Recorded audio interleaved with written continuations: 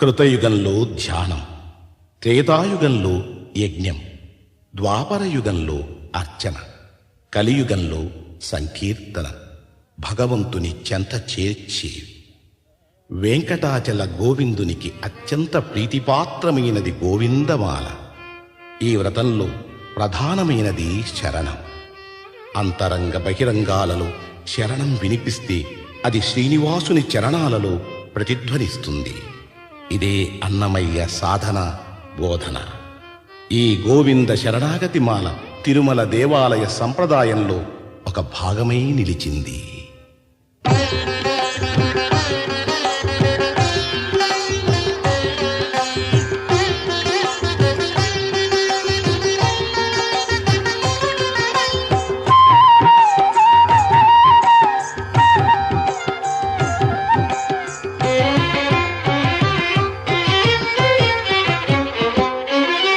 Srinivasa Govinda, Shri Venkatesha Govinda.